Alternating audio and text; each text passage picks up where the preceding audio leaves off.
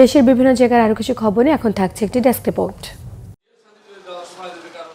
BNP chairperson Begum Khaleda জিয়ার রোগ মুক্তি ও তারেক রহমানের দীর্ঘায়ু কামনায় নেতাকর্মীদের মাঝে ঈদ উপহার বিতরণ করা হয়েছে গাইবান্ধার সাদুল্লাপুরে। উপজেলা বিএনপির যুগ্ম আহ্বায়ক প্রকৌশলী মোস্তাক আহমেদ শাকিলের উদ্যোগে এসব সামগ্রী বিতরণ করা হয়। বিএনপির ভারপ্রাপ্ত চেয়ারম্যান তারেক রহমানের নির্দেশে সুবিধাবঞ্চিত ও প্রতিবন্ধীদের মাঝে ঈদ উপহার বিতরণ করা হয়েছে গাজীপুরের শ্রীপুরে। উপজেলা অডিটোরিয়ামে এতে উপস্থিত ছিলেন উপজেলা বিএনপির নেতাকর্মীরা। জুলাই গণ অভ্যুত্থানে আহত যোদ্ধাদের সরকারি অনুদানের চেক বিতরণ করা হয়েছে রাঙ্গামাটিতে। সকালে জেলা প্রশাসক সম্মেলন কক্ষে এতে উপস্থিত ছিলেন জেলা প্রশাসক মোহাম্মদ হাবিবুল্লাহ। গণ অভ্যুত্থানে আহত ৩৫ জনকে আর্থিক অনুদান দেওয়া হয়েছে বগুড়ায়। সকালে জেলা প্রশাসকের সম্মেলন কক্ষে এতে প্রধান অতিথি হিসেবে উপস্থিত ছিলেন জেলা প্রশাসক হোসনা আফরোজা। ৩ শতাধিক আনসার ও ভিডিপি সদস্যদের মাঝে ঈদ উপহার বিতরণ করা হয়েছে ঝিনাইদহে।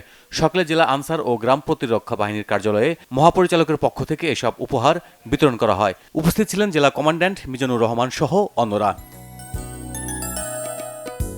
ঈদ উল ফিতর উপলক্ষে দুস্থ ও অসহায়দের মাঝে ভিজিএফের চাউল বিতরণ করা হয়েছে মানিকগঞ্জে। সকালে গোরপাড়া ইউনিয়ন পরিষদে এতে উপস্থিত ছিলেন উপজেলা নির্বাহী কর্মকর্তা। চট্টগ্রামের প্রাণী সম্পদ অধিদপ্তরের উদ্যোগে রমজান উপলক্ষে ন্যায্য মূল্যে মাংস, দুধ, ডিম, মুরগি বিক্রির কার্যক্রম চলমান রয়েছে। এই কার্যক্রমে ব্যবহার করা হচ্ছে পরিবেশসম্মত ব্যাগ। প্রতিদিন ৫ শতাধিক সাধারণ মানুষ ভোগ করছেন এই সুবিধা। ময়মনসিংহের বিভিন্ন মার্কেটে অভিযান চালিয়ে ৬টি প্রতিষ্ঠানকে ১,২০,০০০ টাকা জরিমানা করেছে ভোক্তা অধিকার সংরক্ষণ অধিদপ্তর। দুপুরে এই অভিযানে নেতৃত্ব দেন অধিদপ্তরের সহকারী পরিচালক আব্দুস সালাম। পবিত্র রমজান ও ঈদ উপলক্ষে অসচ্ছল পরিবারের মাঝে ঈদের বাজার ও ইফতার বিতরণ করা হয়েছে গাজীপুরের টঙ্গীতে।